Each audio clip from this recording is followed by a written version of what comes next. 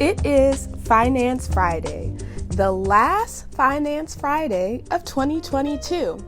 What does Finance Friday look like for me? My first place is heading to Quickbooks. I use QuickBooks Online Simple Start, and so it makes it really easy for me to go in and categorize all of my business transactions.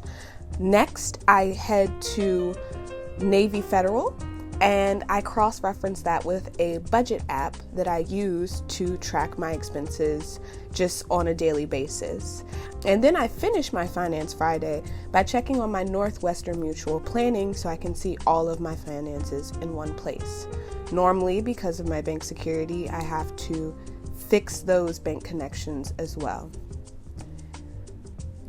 This is the app that I use to track my budget, and I just downloaded it onto the iPad and I haven't logged in or anything. It's really good at just being a simple income tracker and expense tracker. When you first download it, it takes you through the tutorial so you can see how to use it, but it's super easy. You select a category, and then whatever the income is, let's say I made $100, and then you can select an account if you have accounts linked up. Right now it's just pulling from my wallet, and so from there you can say who it's from and all of that. So let's say I got $100 from my Aunt Connie.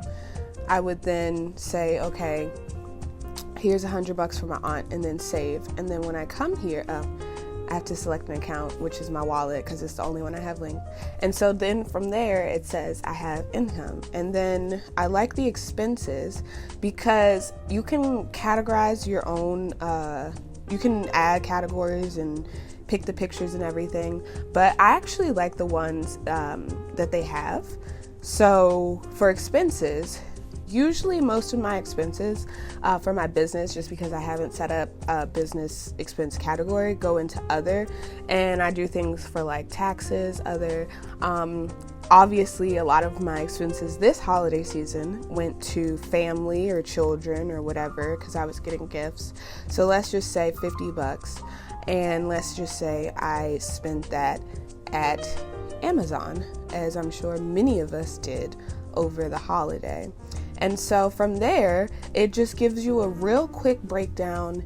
Hey, this is how much you brought in, this is how much you spent, and it does the tracking and everything.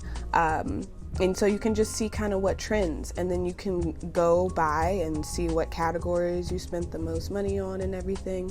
But I really like this budget app because you can connect bank accounts, especially with their their higher plans.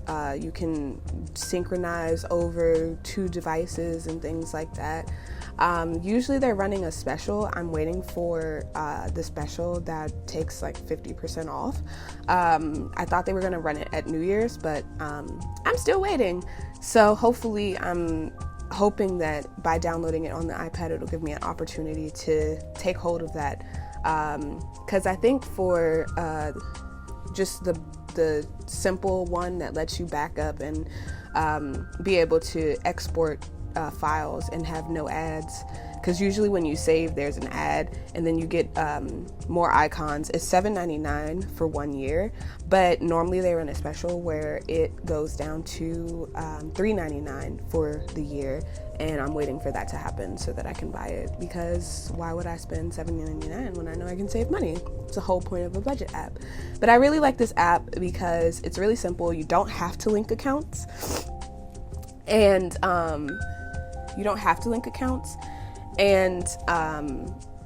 it just makes life easy. You can just really simply go in and track an expense.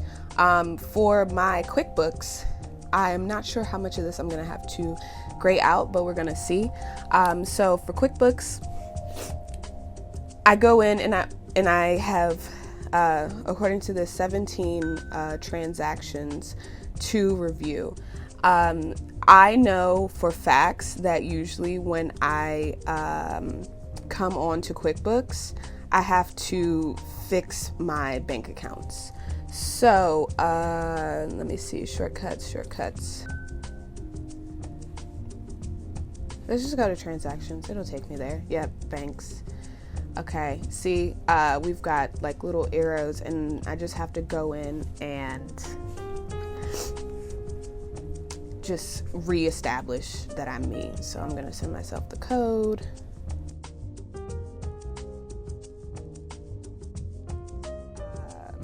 I'm good to go because the accounts with the exclamation points are usually those. Okay, so then I'm gonna refresh now that I have connected the bank accounts, so that way when I bring in my transactions, it just makes it easy to make sure that I'm categorizing all of the recent transactions. Okay, so from there I